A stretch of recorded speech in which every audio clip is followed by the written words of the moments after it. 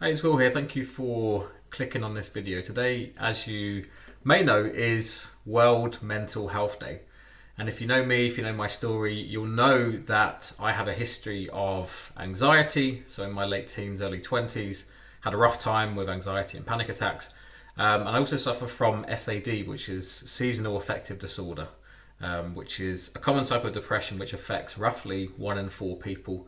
And every winter becomes a dark few months. I'm not just talking about the weather, I'm talking about mood and depressive symptoms. So today's World Mental Health Day, and there'll be people out there who are suffering. There'll be people out there who sadly are suffering in silence. I believe we've come a really long way. I think looking back over the last 10 years, I think there's been lots of progress. More people are speaking more openly, and we do seem to be moving towards breaking that stigma. However, we do have a long way to go. So I'm making this video because there are still people out there who feel ashamed, who maybe feel lost. So I asked myself, what are 3 ideas that I wish that I knew back when I was having anxiety and panic attacks? And also, what are the things that help me each year when I slip into a mild depressive episode? What are the things that help? So thing number 1 is be okay with getting help. If you broke your leg, you probably wouldn't try and fix it yourself. Even if you're medically trained, you would seek professional help, or you would at least talk to somebody about it. You might mention the fact that you've broken your leg. Now, with physical illness, we get it. We get that it's okay to ask for help. When the illness is in our mind, we somehow believe that we have to fix it ourselves, or maybe we don't want to share it with other people, perhaps because of shame, perhaps we don't want to be a burden on other people. But the point is, if you're in pain, if there is room for improvement, then absolutely be okay with getting help. There are organizations, there are professionals who can help you, and there are hopefully people in your life, family and friends, who are there to help and are good listeners and can maybe point you in the right direction if you're not feeling 100% sure about what you can do. So that's big idea number 1, is be okay with getting help. Don't shame yourself into feeling bad for feeling bad. Don't shame yourself into believing that you have to fix this yourself, because you really don't have to. Idea number 2 is to have clear aims.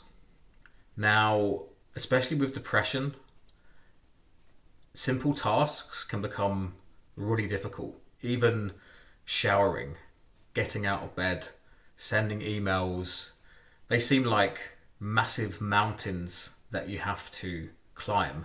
When we're well, when we're mentally well, when we're sleeping, when we're focused, when we're having a good mood, we're in a good place, these things come naturally. But when our mental health is not as good as it could be, these things really are a struggle. So what really helps me, especially with seasonal affective disorder, is I'll write down what are the top 10 targets for my day. So in other words, if these were the only 10 things that I did today, I would be okay. I would move forward a little bit. And sometimes these are really basic things, right? These are really basic things, just like showering, just like dressing up nicely, just like making sure that I'm drinking enough water. Okay? Now, why this is important is we can quickly neglect ourselves. When we're struggling, we can get so lost in our minds, we can get so lost in that pain that we forget to look after ourselves. When I think a big part of getting better is realizing that you're worthy and deserving of getting better. And that's difficult to see sometimes when you're in this place, when you're in this mist and fog of depression or something else. So if you're watching this and You're like, yeah, you're talking to me right now, Will. And life does feel like a struggle, and the small things do seem like big, insurmountable mountains. What are those 10 things that you can do? The 10 things that if you only did these 10 things today, you would be moving forward, or at least not falling behind. Big idea number 3 is to please, please, please know that you are not alone. The very moment that you feel like isolating, the very moment that you feel like withdrawing, is precisely the moment when you need to talk and you'd most benefit from talking. And I know that because I have this tendency as well. When I start to struggle, I withdraw.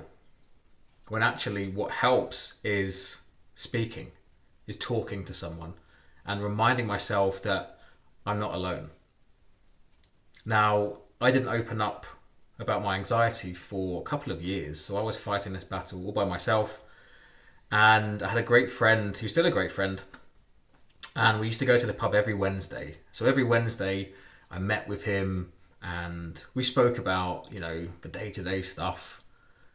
We had a couple of beers and we never spoke about us. We never spoke about how we were doing. Anyway, eventually I found the courage to tell him, do you know what? I had a panic attack today. And I told him about it and he listened and he nodded. And then what he said next really shook me. He looked at me and he said, Will, I have panic attacks as well. And this was really mixed for me because it was liberating because I realized that I wasn't alone. But it was also sad knowing that here was 2 young guys who were friends, who were meeting up every week and both in pain, both not talking openly. And we could have. But it was actually a nice moment because now we have a relationship where we can talk openly about this. We can check in with each other. We can support each other. So that's big idea number 3, which is to know that you're not alone. And you're really not. In the same way that you have physical health, you also have mental health as well. And sometimes it's better, sometimes it's more optimal, and sometimes it's not. And I think with life, some people do ebb and flow. It's better and it's worse. It's better and it's worse. And I think being compassionate towards ourselves, being okay with not being okay, as cliche as that may sound, is a big part of riding those waves. So hopefully this has been helpful. There are 3 big ideas, just to recap. Number 1 is to be okay with getting help. Really know that there are people out there who can help and want to help. Number 2 is having clear aims and just setting some really simple targets to make sure that you're making progress. And number 3 is that knowing that you're not alone. Thanks for watching this. Take care of yourself and I'll see you soon.